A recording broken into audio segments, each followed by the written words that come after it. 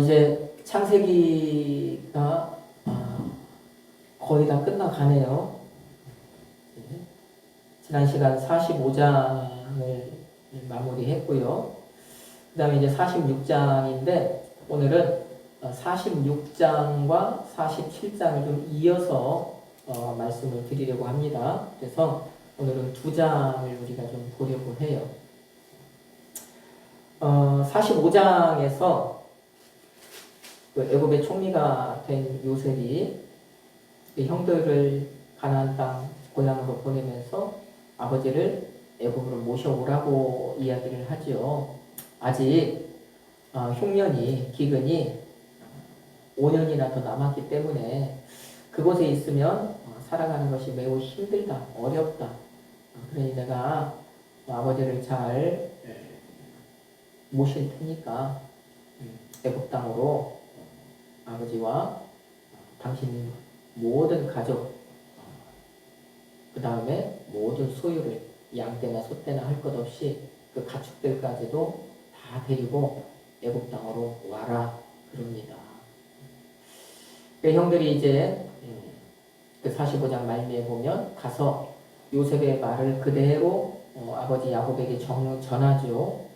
그 아버지 야곱이 깜짝 놀라잖아요. 죽은 줄만 알았던 요셉이 지금 살아있고, 그 다음에 살아있는 것을 떠나서 당시 세계 최강대국, 지금으로 말하면 미국과 같은 나라가 당시의 애굽이에요. 이집트. 그러니 그런 나라에 총리가 되어 있다. 그 얘기를 듣고 처음에는 믿지 못하잖아요.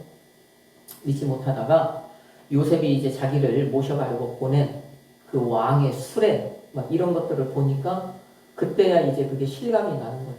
그러니까 이제 내가 여한이 없다. 다만 한 가지, 내 아들 요셉이 살아 있으니 애굽에 가서 내 아들을 봐야 되겠다 하고 이제 길을 떠나기로 마음을 먹습니다. 자, 이제 야곱이 그래서 그 요셉의 말대로 애굽을 내려가려고 하는데 내려가기 전에 이제 46장에 보면, 그래서 이제 46장에서 애굽에 내려갈 텐데, 내려가기 전에 이제 먼저 한 가지 어떤 사건을 경험을 해요. 고향 땅에서, 그 가나안 땅에서. 그것이 뭐냐? 46장 2절 말씀을 보면, 야곱이 이상 중에 하나님을 만나요. 이상 중에 하나님을 만납니다. 하나님께서, 이상 중에 야곱을 부르시죠. 야곱이 이제 하나님을 만나서 하나님과 어떤 대화를 이어갑니다. 자, 이 이상이라고 하는 이것이요, 매우 중요해요. 모세오경, 그 다음에 전체에서 이 이상이라고 하는 말이 2번 나오는데 창세기에 2번 나와요. 창세기 15장 아브라함과 관련해서 한번 나오고, 그 다음에 여기 창세기 46장에서 이상이라고 하는 말이 2번이 나오는데, 제가 이 이상, 이것이 왜 중요하다고 말씀을 드리냐면, 이 두 가지의 이상은 모두 하나님께서 저 창세기 12장에서 아브라함에게 언약하셨던 내가 너로 큰 민족이 되게 하겠다 라고 말씀하셨던 그 언약과 관련해서 하나님이 이상 중에 나타나셔서 그것을 확인하시고 하거든요. 창세기 15장에서도 보면 하나님께서 창세기 12장에서 내가 너로 큰 민족 되게 하겠다 아브라함에게 말씀하셨는데, 창세기 15장에 갈 때까지 아브라함에게 자식이 없었잖아요. 아들이 없었잖아요. 그러니까 15장에서 하나님, 내가 내 집에 부리고 있는 내 종 저 엘리에셀이나 양자 삼아서 그 사람이 내 가업을 잇게 하는 것이 어떻습니까? 하니까 하나님께서 이상 중에 나타나셔서 노 하잖아요. 아니야. 내가 분명히 네가 아들을 낳게 할 거야. 그 아들을 통해서 나오는 자손이 하늘의 별과 같이 바다의 모래같이 많게 할 거야. 그 말씀을 하시거든요. 그게 뭐예요? 내가 너에게 했던 그 큰 민족, 그 언약 반드시 이루겠다는 말씀이에요. 오늘 46장에서도 2절에 하나님께서 이상 중에 지금 야곱에게 나타나셨어요. 야곱을 부르십니다. 야곱아 부르셔요. 예, 제가 여기 있습니다. 하니까 3절에서 뭐래요? 3절 말씀에서 내가 반드시 너 큰 민족 되게 하겠다. 너희 할아버지를 통해서 언약했던 거, 그것이 이제 너희 아버지로 이어졌고, 그 다음에 이제 너에게로 지금 이어졌는데, 내가 너에게 반드시 큰 민족 되게 할 거야. 내가 언약했던 거 반드시 이룰 거야. 3절에서 그 말씀 하시잖아요. 자, 그러니까, 어떻게 하라는 거예요? 너 애굽에 내려가는 거 걱정하지 마. 그 얘기 하시는 거예요. 요셉이 지금 너 초청했잖아? 애굽왕 바로가 너 초청했잖아? 너는 지금 하나님께서 나를 큰 민족을 나를 통해서 만든다고 하셨는데, 하나님의 이 땅, 이 가나안 땅을 나와 내 후손에게 주겠다고 하셨는데, 내가 정말 이 가나안 땅을 버리고 애굽으로 가는 게 맞나? 지금 네 마음속에 많은 그런 생각과 번민이 일어날 텐데 걱정하지 마. 그런 걱정할 필요 없어. 내 뜻이 거기에 없었다면 내가 허락하지 않겠지만 네가 거기로 가는 것이 분명히 내 뜻이다. 그러니까 너 애굽 땅에 내려가는 거 절대로 겁내지 말아라. 이상하게 생각하지 말아라. 요셉의 초청에 응해서 내려가라. 그 말씀을 하시는 거예요.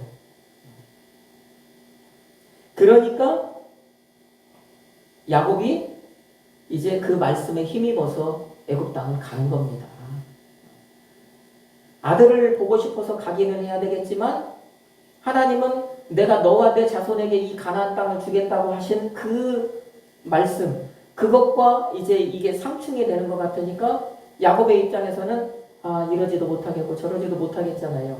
그때 이상 중에 하나님께서 나타나셔가지고 야곱아 가라.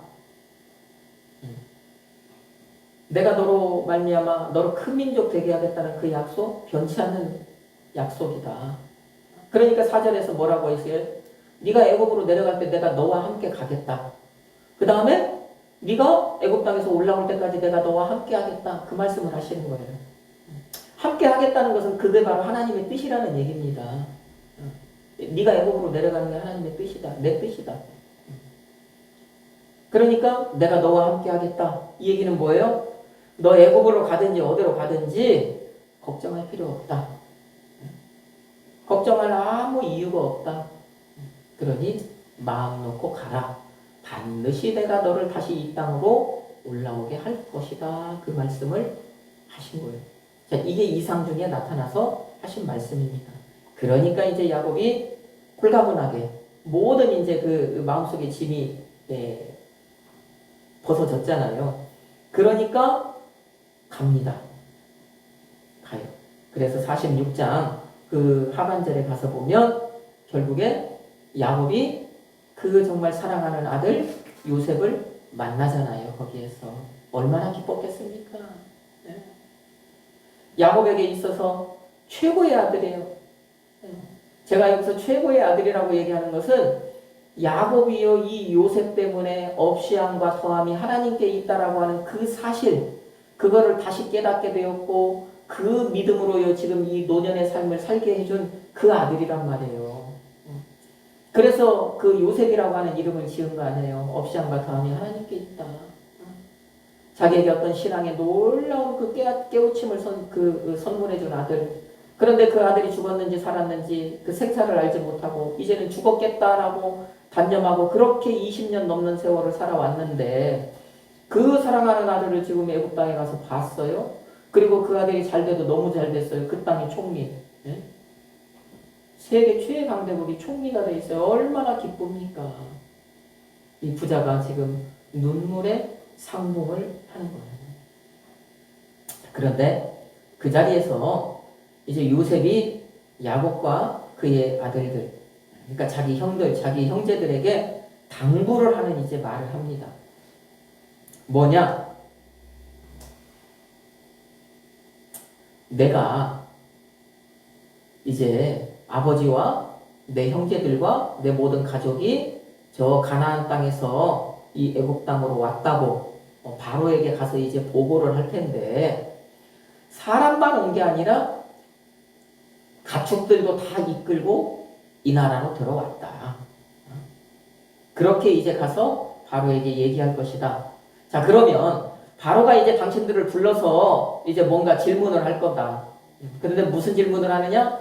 당신들의 직업이 뭐냐고 물어볼 텐데 그때 우리는 목자라고 얘기해야 한다. 나도 목자고 우리 조상도 목자다. 다 우리는 대대손손 목동 가축을 기르는 짐승을 기르는 그런 목축업에 종사한 사람들이다라고 이야기를 해라. 그래야 바로가 왕이 당신들에게 고센 땅을 줄 것이다. 그 얘기를 해요. 그러니까 반드시 내가 시킨 대로 해야 합니다. 그 다짐을 하죠. 그러고 나서 이제 요셉이 바로에게 갑니다. 이게 이제 47장 오늘 우리가 읽은 말씀이 시작되는 거예요. 자, 요셉이 그 형제들에게 단단히 그것을 일러놓고 바로에게 가요. 그래서 바로에게 가서 그대로 이야기를 합니다. 내 아버지와 내 형제들이 모든 소유를 다 이끌고 소떼와 양떼나 모든 가축들을 다 이끌고 지금 가나안 땅에서 와서 고센 땅, 저 고센 땅에 지금 와서 지금 기다리고 있습니다. 바로의 명령을 기다리고 있습니다. 왕의 명령을 기다리고 있습니다. 어디에서 살아라 라고 하는 그 왕의 처분을 기다리고 있습니다. 어떻게 할까요? 왕에게 지금 묻는 거예요.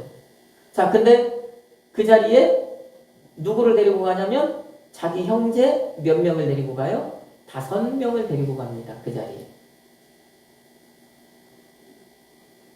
형제 5명을 데리고 와서 이제 바로에게 소개를 하는 거예요. 우리 형들입니다. 제 형들입니다. 첫째 형, 둘째 형, 몇째 형, 다 형들입니다. 여러분, 요셉에게는 형이 몇 명 있어요? 요셉의 형은 몇 명입니까? 10명이죠. 요셉이 11번째 아들이잖아요, 야곱의. 요셉의 형이 10명이에요. 그러면 우리 생각에 형을 데리고 가려면 다 데리고 가야 되잖아요, 10명을.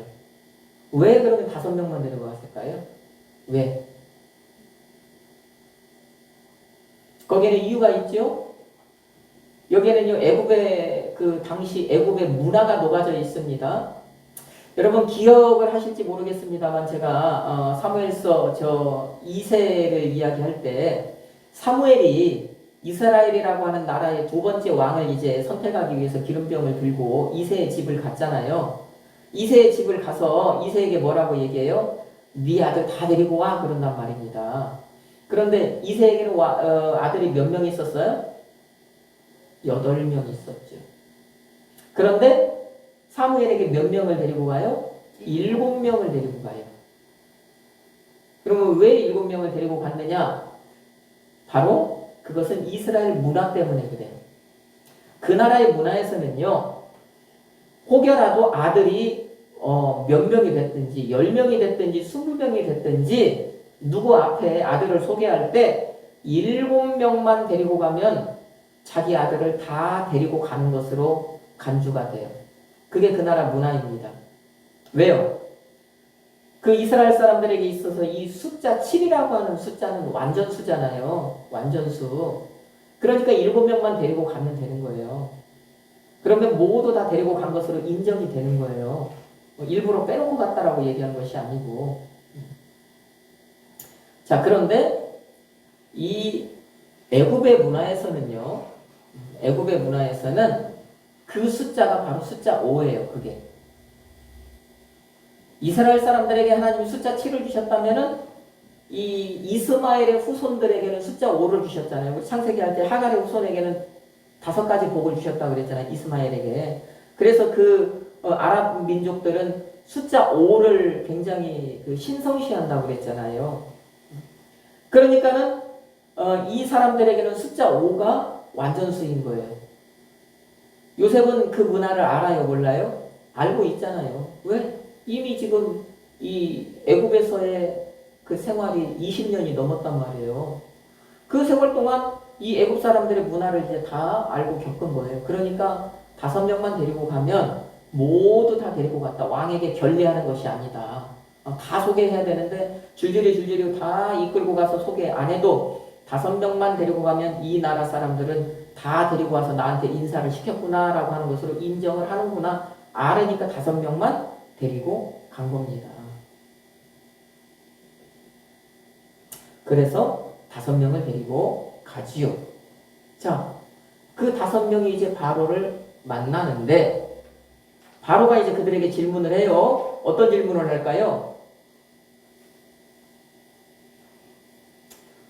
우리 3절 말씀 봅시다. 3절 말씀 같이 한번 읽어볼게요. 같이 읽습니다. 바로가 요셉의 형들에게 묻되 너희 생업이 무엇이냐? 그들이 바로에게 대답하되 종들은 목자이온데 우리와 선조가 다 그러하니이다 하고 아멘.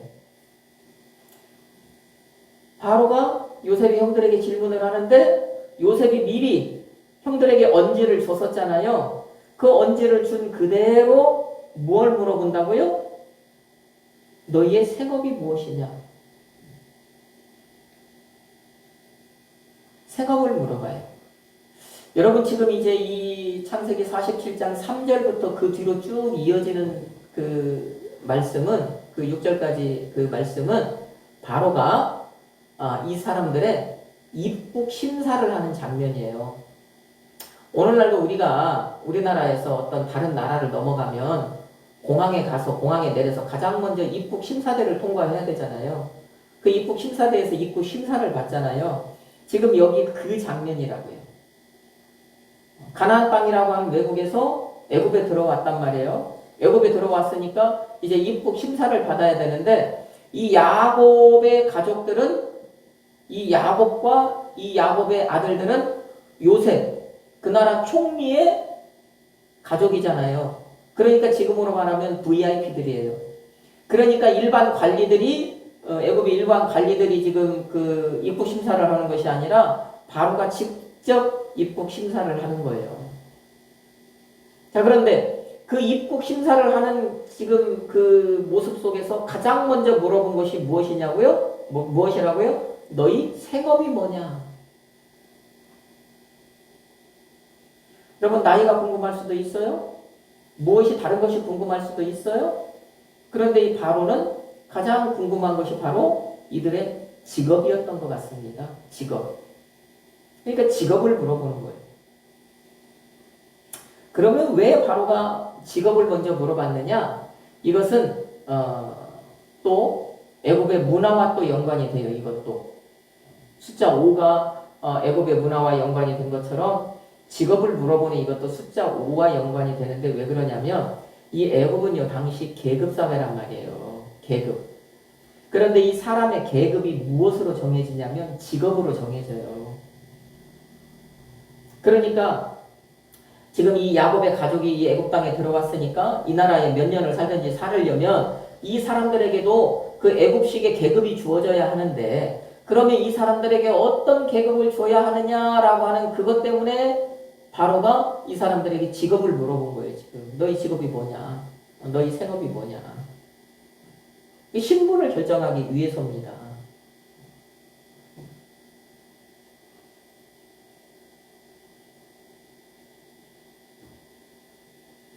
자, 그러니까 요셉의 형들이 이제 거기에 대해서 대답을 하는 거죠. 여러분 그러면 입국 심사를 하는 가장 큰 목적은 뭘까요? 오늘 지금 우리가 입국 심사 바로가 지금 입국 심사를 하고 있잖아요. 입국 심사를 하는 가장 큰 목적은 뭐냐면 불법 체류자를 걸러내기 위한 거예요. 우리가 우리보다 못 사는 나라에 가서 불법 체류할 일은 거의 없습니다.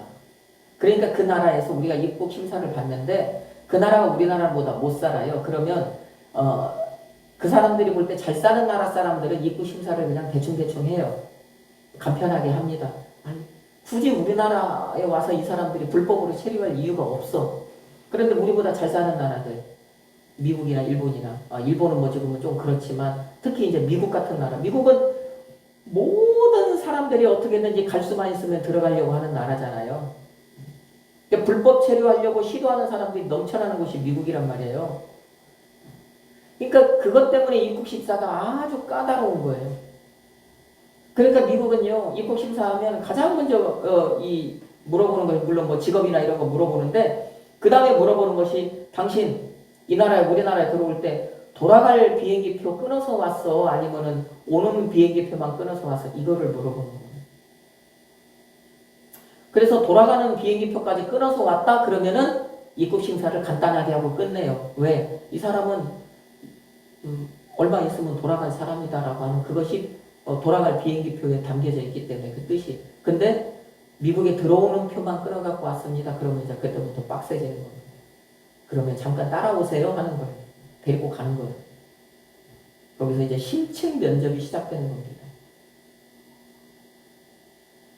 자, 지금 바로가 입국 심사를 하는데도 우리가 지금 입국 심사하는 장면을 보고 있으니까 그런 의도가 여기에 지금 들어있는 겁니다.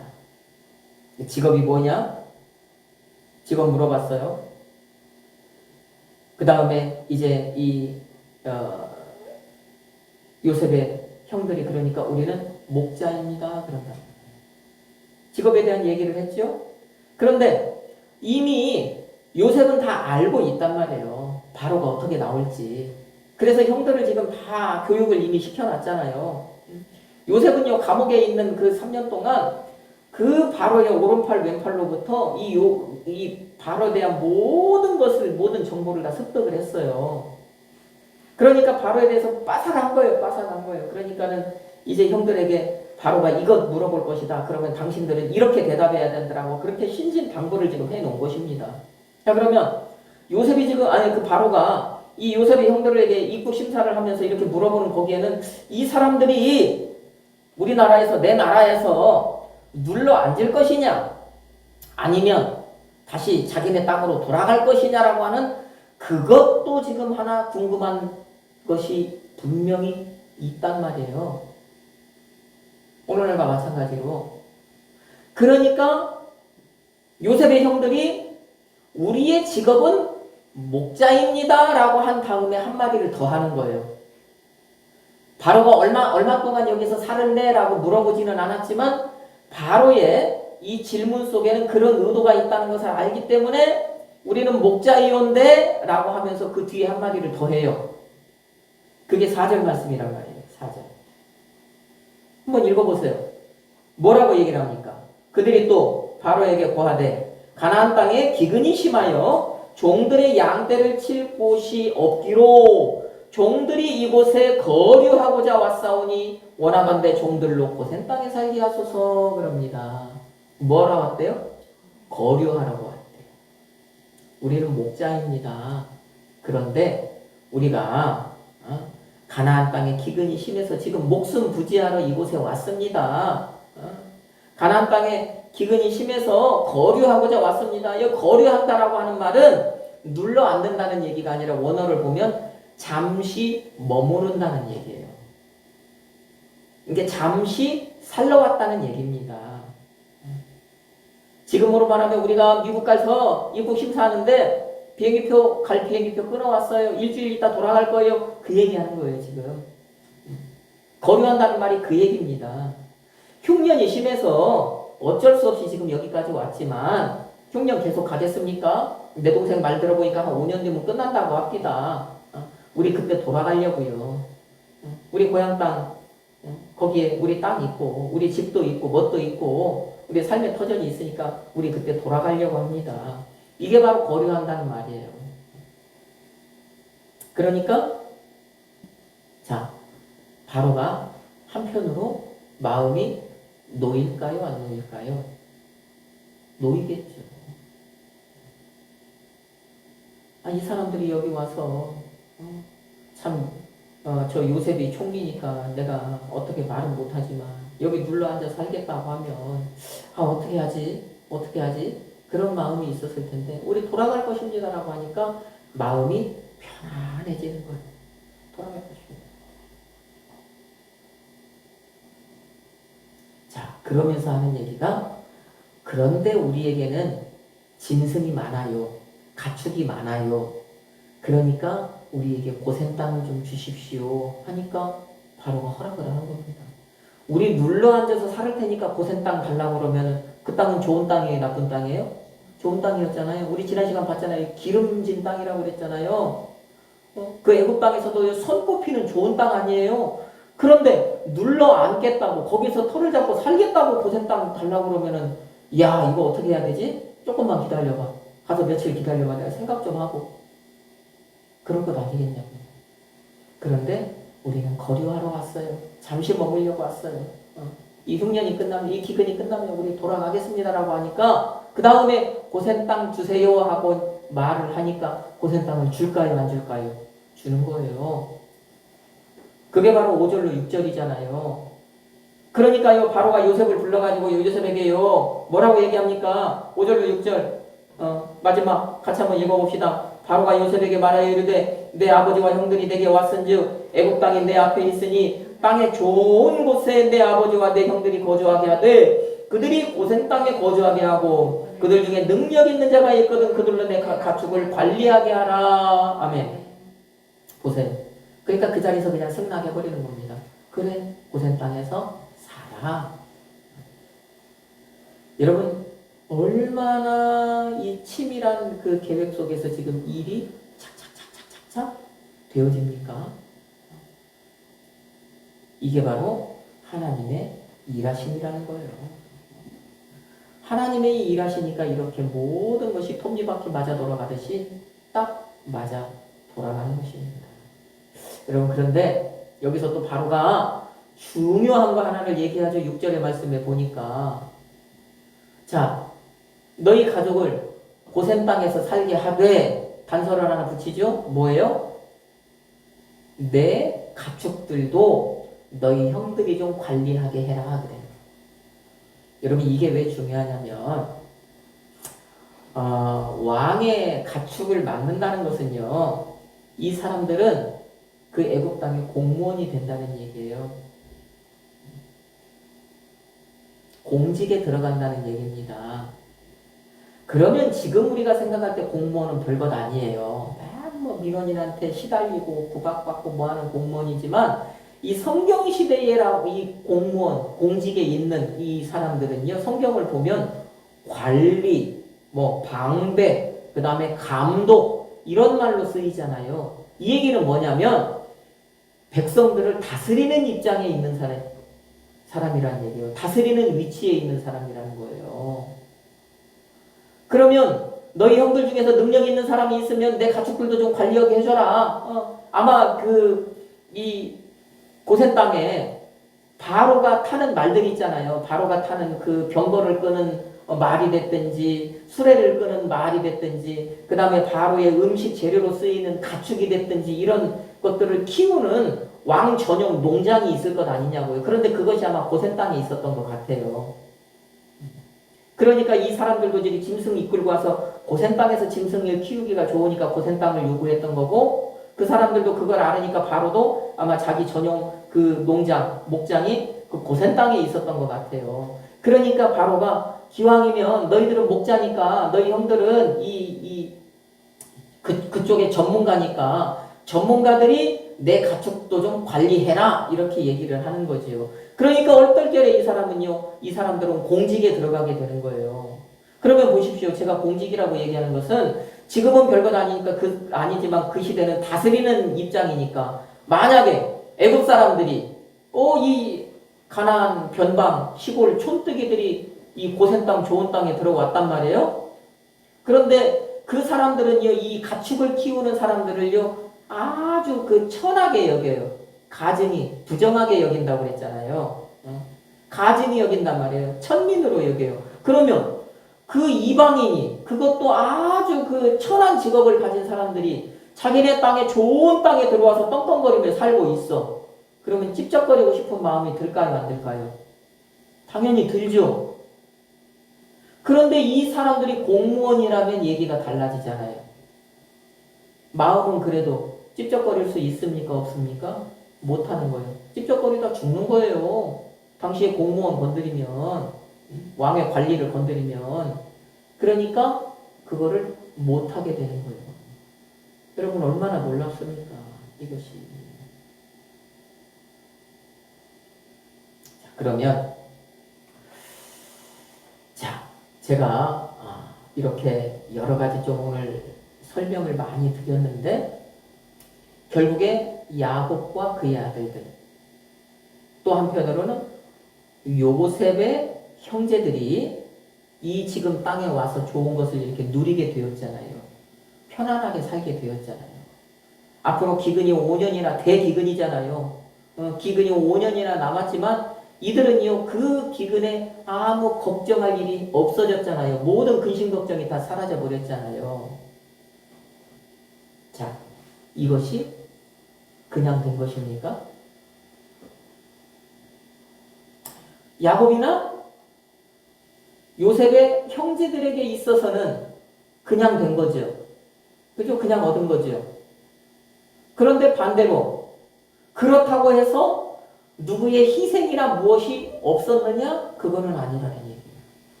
그들이 지금 이렇게 좋은 것을 누리게 되는 것에는요 분명히 누군가의 희생이 있고요. 거기에는요 분명히 누군가가 대신 치른 대가가 있다는 얘기예요. 누가요? 누가요? 요셉이 지금 대신 희생했잖아요. 요셉이요 그것에 대한 대가를요 다 이미 대신해서 치렀잖아요.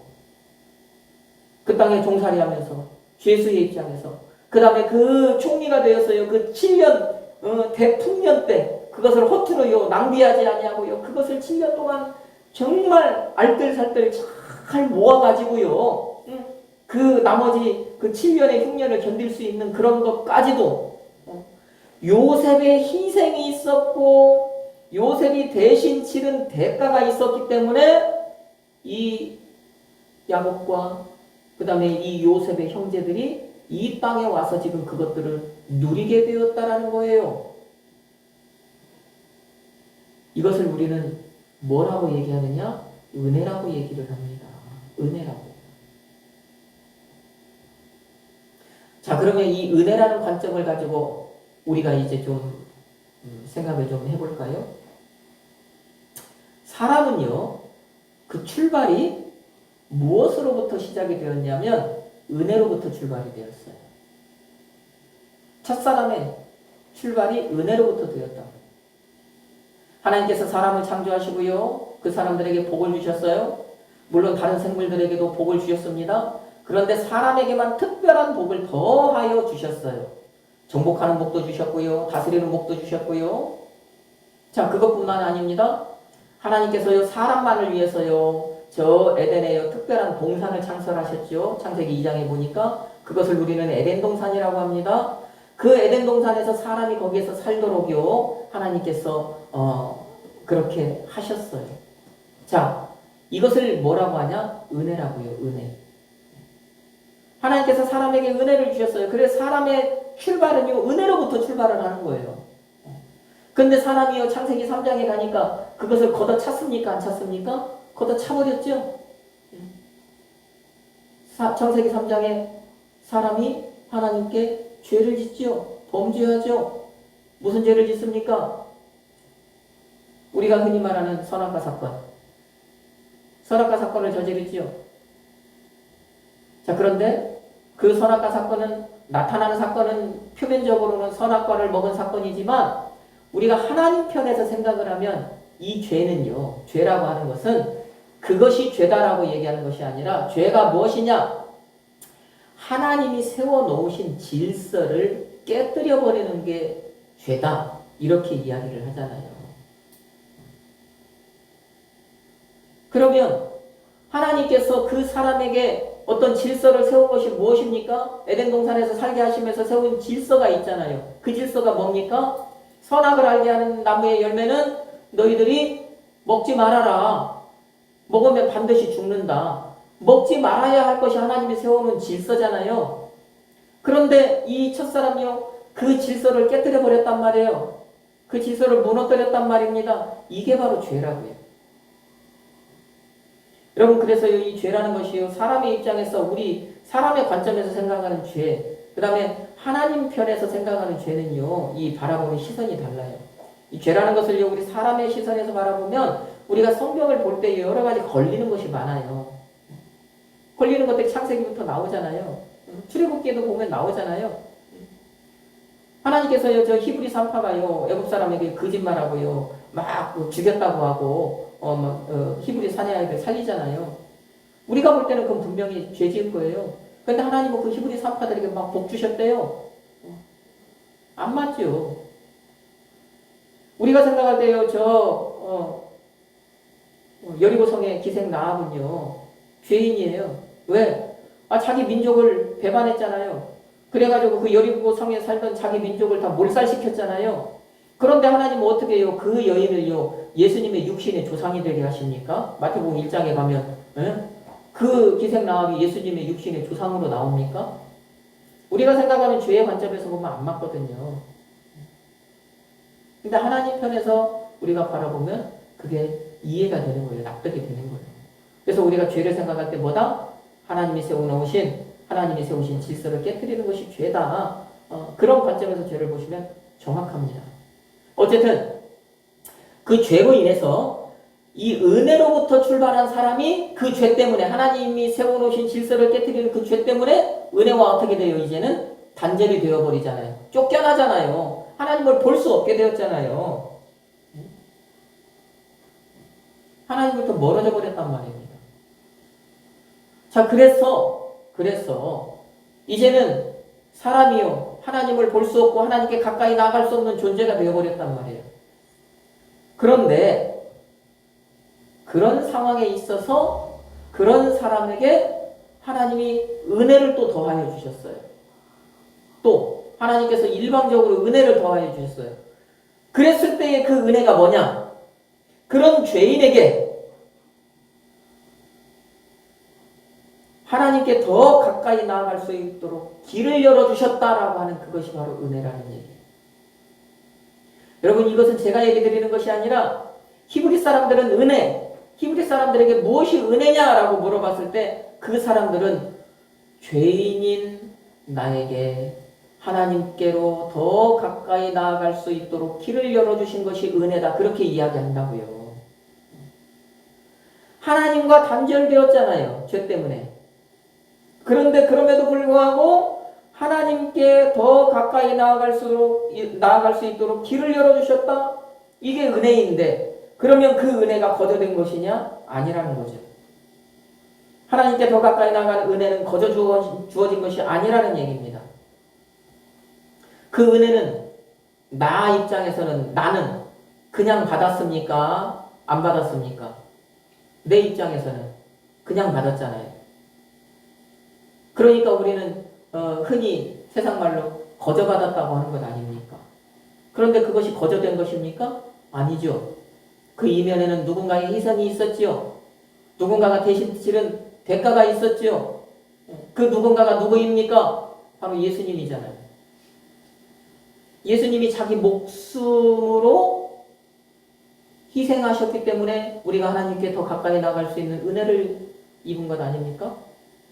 예수님이요, 자기 목숨으로요, 그 죄의 대가를 대신 치르셨기 때문에 우리가 하나님께 더 가까이 나아갈 수 있는 은혜를 입은 것 아닙니까? 은혜. 오늘 요셉의 형들, 요셉의 가족이 그처럼 아무 대가 없이 은혜를 받았지만 그 이면에는 요셉의 어떤 그 희생과 헌신이 있었던 것처럼 우리가요, 하나님께 더 가까이 나아갈 수 있는 은혜를 입은 것에는요, 그 예수님의 희생과 대신 치른 그 대가가 있다는 얘기입니다. 오늘 우리가 그것을 보자는 얘기예요. 오늘 본문 말씀을 통해서. 그래서 우리가 예수님 때문에 하나님께로 더 가까이 나아가게 된 거잖아요. 하나님께 더 가까이 나아갈 수 있었으니까 우리는 다른 사람들은 부르지 못하는 하나님을 아버지라 부를 수 있는 영광을 누리는 것 아닙니까?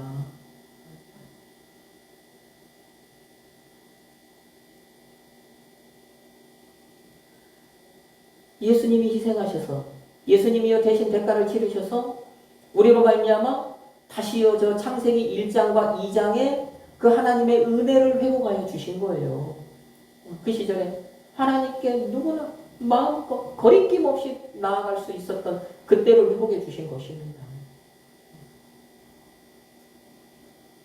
여러분, 이것이 바로 우리가 받아 누리는 은혜란 말입니다. 그런데 우리는요 사실요 그 은혜가 너무 크기 때문에 내 이 머릿속으로는 상상이 안 되기 때문에 가늠이 안 되기 때문에 역설적으로 우리는요 그 은혜를 너무 쉽게 생각해요.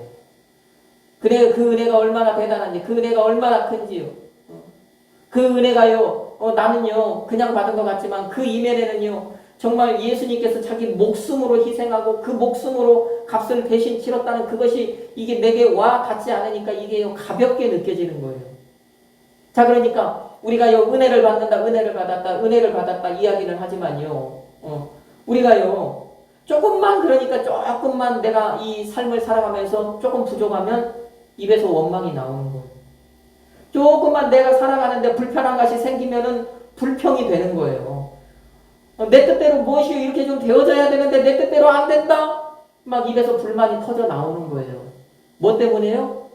은혜가 은혜로 여겨지지 않으니까. 내가 얼마나 그 큰 은혜를 받은 사람이다라고 하는 그것이 인식이 안 되니까 그런 거예요. 근데 반대로 보십시다. 지금 내가 예수님이요 자기 목숨으로 희생하시고 대가를 치르셔서 내가 이처럼 하나님께 더 가까이 나아가는 은혜를 나에게 더하여 주셨다. 내가 그런 존재다. 내가 그렇게 은혜를 받은 그런 사람이다라고 하는 그것만 우리가 인식하고 살아간다면, 그것을 잊지 않는다면 살면서 만나게 되는 어떤 그 작은 부족함이나 불편함, 이것이 대수겠냐고요? 그것으로 인해서 조금 불편하다고요? 원망하고 불평하겠냐고요? 그렇지 않다는 거예요. 우리가요, 그것을 생각하느냐 생각하지 않느냐에 따라서요, 우리의 삶이 달라진다는 거예요. 누구를 향해서? 예수님을 향해서, 하나님을 향해서. 우리가 원망하고 불평할 수도 있지만 그럼에도 불구하고 우리가요, 감사할 수 있다는 겁니다.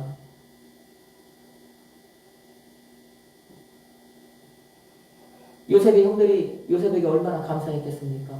자기들이 한 짓을 또렷하게 기억하고 있잖아요. 창세기 37장에서. 자기 혈육인데요, 동생인데요, 피를 나눈 사이인데요, 죽이려고 했잖아요.